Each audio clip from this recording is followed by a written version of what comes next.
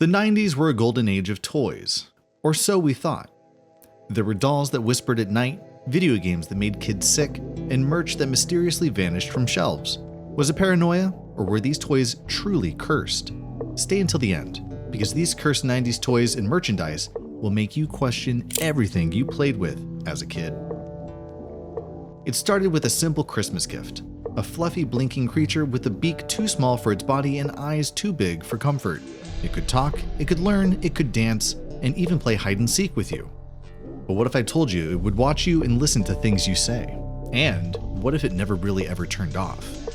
We're talking about Furbies, one of the most popular toys of the 90s. Furbies were the must-have toy of the late 90s. Every kid wanted one, and toy companies made a fortune out of them. At first, it seemed innocent and cute enough, a cute, robotic, furry owl that mimicked speech and responded to touch. But then the stories started. 8-year-old Mariana Michael had always loved her Furby. It was her soft little pet. Best of all, it would have conversations with her. But one night, it spoke when it shouldn't have. She woke up to a strange garbled sound, a low electronic hum, and then clear as day, her Furby whispered, "I'm hungry, chomp chomp." She sat up, staring at the toy. It blinked once, then silence. First, she thought it was just a malfunction due to batteries draining, and then she discovered something truly frightening. The batteries were already dead. She ran to her parents' room, heart pounding. By the morning, the Furby was still silent, as if nothing had happened. She was a child. Maybe she imagined it. Maybe. Meanwhile, on the other side of the country, the National Security Agency had bigger problems. They had been warned that Furby could be a potential security risk. The toy's ability to learn and repeat words made officials nervous. What if it was recording conversations? What if it was spying on classified meetings? The NSA did not hesitate. They banned Furby from the offices immediately. Tiger Electronics, the company behind Furby, insisted that it was impossible. The toy could not record anything, it had no microphone and no memory. But that did not explain why so many people reported their Furbies repeating things that they never taught. Years passed, the Furby craze died down, people grew up, and moved on. But some things don't like to be forgotten. So if you ever find an old Furby in your attic, covered in dust, its eyes staring blankly ahead, don't turn it back on. Keep that in mind, and let's move on to the next one. In 1996, Pokemon Red and Green were released in Japan. It was a simple RPG, catch monsters, train them, and battle your way to the top. But as players explored through the game, they reached a town that felt different. We're speaking, of course, of Lavender Town. Most Pokemon towns were bright, filled with bustling markets and happy music and trainers waiting for battle. But in Lavender Town, it was silent. No shops, nor cheery trainers. Just a Pokemon graveyard and a tower filled with restless spirits. It was here that players encountered one of the game's saddest and most terrifying stories, the ghost of a Marowak, a mother killed trying to protect her child. Even though these things made the gameplay somewhat horrifying, the most disturbing part was the music. The Lavender Town theme was unlike anything else in the game. It was a high-pitched, unsettling tune. Shortly after Pokemon Red and Green were released, reports began surfacing in Japan of children getting sick, in some cases far worse. According to an urban legend, about 100 children between the ages of 10 and 15 took their own lives after listening to the Lavender Town's music. They heard voices, saw things that weren't there, and for some, the game never ended. But what exactly caused these eerie, disturbing events?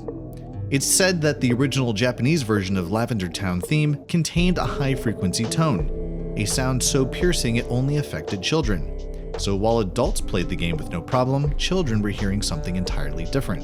And what did Nintendo do about this? Some versions of the story claim that Nintendo knew what they created. It's said that the Pokemon's director, Satoshi Tajiri, specifically wanted the tone in the Red version to annoy kids who picked it over Green. Other versions claim that Nintendo covered up reports of children getting sick to protect Pokemon's success. Of course, the truth is, there's no solid evidence of children actually taking their lives over a video game song. It's an urban legend, one that grew with the rise of the internet and creepypasta culture. But here's the strange part. When Pokemon was later released outside of Japan, the Lavender Town theme was slightly altered. The high-pitched tones were gone. Nintendo never explained why.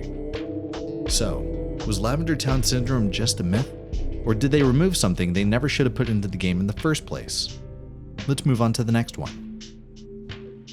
Have you ever heard laughter when you were completely alone? Not the laughter of a person, but rather something else. What if that laughter came from a toy? And what if no one had touched it? Feels pretty odd, right? That's how the owners of some Elmo toys felt back in the 90s. Elmo was a dream come true, a cute, giggling monster from Sesame Street that responded when you tickled him. Parents fought over him in stores. People got injured. One man broke his ribs trying to grab the last Elmo off the shelf. But once Elmo entered people's homes, something was wrong. Parents reported their Elmo dolls laughing in the middle of the night, even when no one was in the room, even when the batteries were removed. Was Elmo broken, or was there something inside of him? Eventually, there came a new version of the toy, one that could learn a child's name. A mother bought one for her son, James, and thought nothing of it, until one day she heard it whisper something that wasn't in the program. Kill James. At first, she thought she misheard it.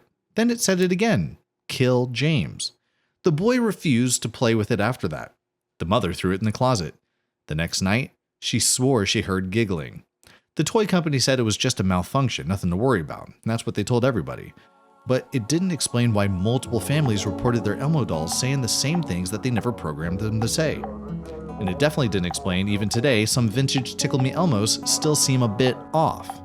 Nintendo and conspiracy theories are a never-ending trend. But this next one will certainly shock you. If you grew up in the late 90s, you probably remember the Game Boy camera. It was a simple, weird, and at the time kind of an amazing toy. A tiny camera that's plugged into your Game Boy, letting you take grainy black and white photos. You could add goofy stickers and stretch faces and even print out your own masterpieces with the Game Boy printer. It was harmless fun, or so we thought, because there was something strange about this little gadget in particular, something that made people uneasy.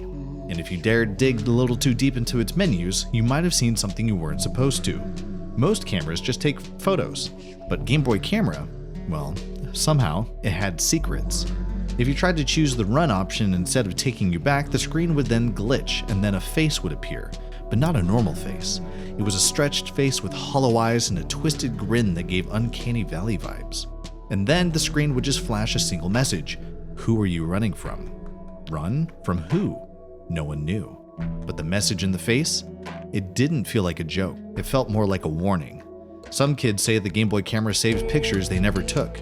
That they'd be scrolling through their album looking at goofy selfies and suddenly a new one would appear, a photo of something or someone they've never seen before. And as usual, Nintendo never really explained why they hid such unsettling faces inside a toy meant for kids. They never said why the camera sometimes would save phantom images. Maybe it was a joke, a creepy little Easter egg, but maybe, just maybe, it wasn't. So if you ever come across a Game Boy camera and you see that message, maybe you should start running. The next one is quite famous. It was supposed to be just another toy, a cute chubby-faced doll that every kid wanted. But one version of the Cabbage Patch Kid was so dangerous they had to ban it. Sounds pretty dramatic, right? This toy was so cursed that the stores had to pull them off the shelves. Well, here, look at it. The Snack Time Kid was different from the regular Cabbage Patch dolls. It didn't just sit there looking cute. It actually had a motorized mouth. The idea was simple. Feed the doll plastic snacks and it would eat them, pulling the food into its mouth. No buttons, no off switch, just chewing. And that is where the problems started. Because this toy didn't know the difference between plastic food and, well, fingers, for instance. At first it seemed like a small issue, a few kids complaining their dolls had pulled on their hair, but then it got worse as reports began coming in. Kids' fingers caught in the strong grip of the doll's mechanical jaws. Parents would panic trying to pull the doll away, but there was no off switch. The only way to stop the Snack Time Kid? Remove the batteries. But by then, it was too late. Some kids were left with bruises, bald spots, even minor injuries. By 1997, the reports could not be ignored. Mattel, the company behind Cabbage Patch Kids at the time, had to act. They issued a massive recall of over 650,000 dolls to be pulled from stores. The Snack Time Kid was officially banned. But the real question is, if you found one today, would you dare turn it back on? Are you a fan of Beanie Babies? This next one might be for you. If you had Beanie Babies growing up as a kid, you probably thought one day it'd make you rich. Some did, most didn't. But then there's Peanut the elephant. A simple mistake, a factory error, that somehow became a legend. Not just because of its rarity, but because some collectors claim it never stays where you put it. Now, most Beanie Babies were made with precision, but Peanut was made as a mistake. The first batch came out the wrong shade, a deep, unnatural blue. It wasn't meant to exist. Thai Ink, the manufacturer, quickly fixed the color, making it the right light blue version. But by then, a few dark blue peanuts had slipped into the world, and that's when the beanie collectors started noticing something strange. They'd leave Peanut on a shelf only to find it facing a different direction. One man locked him in a safe. Days later, it was on his bed. A woman, thrilled to own such a rare piece, placed hers on a high shelf. That night, she woke up to a soft thud. Peanut was on the floor, upright, staring at her.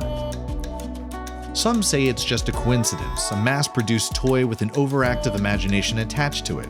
But others, they believe Peanut was never meant to be here, a glitch in production, a mistake that refused to disappear. And the weirdest part, no one ever gets rid of Peanut. Even the ones who swear they don't want it anymore still have it, as if it's a reminder. Every generation has its iconic dolls. Barbie, American Girl, Bratz. But then there was Kathy doll, a sweet-faced companion meant to be every little girl's best friend. But if you ask some owners, Kathy doll wasn't just another toy. She had expressions that were a little too real. She came with phrases, but some kids swore she said things that were not supposed to be pre-programmed. One girl claimed her Kathy doll knew her name even though it was never set up that way. Another said she turned Kathy off, left the room, and came back to find her mumbling. But the most unsettling thing, Kathy never seemed to like being put away. Some kids, disturbed by Kathy's too human gaze, decided to get rid of her. But Kathy did not go away that easily.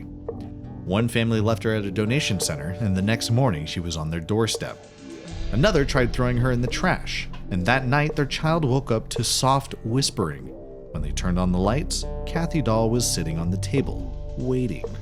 Some say Kathy's unsettling nature was a design flaw, her oversized eyes, her eerily smooth face.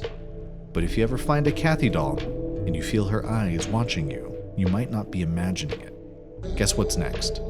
If you guessed it's another Nintendo merch, you're absolutely right. Every Pokemon fan remembers their first rare card. That rush of excitement when you pull a shiny Charizard or a legendary Mewtwo. But not all rare cards are worth celebrating.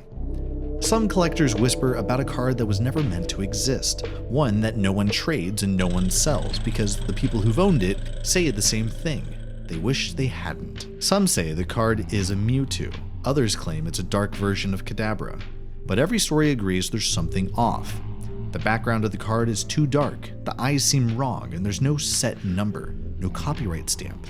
It shouldn't exist, but somehow it always shows up. A kid once tried to throw it away. The next day, it was sitting on his nightstand. Someone even mailed it to a stranger across the country, and weeks later, it arrived back in their mailbox in perfect condition.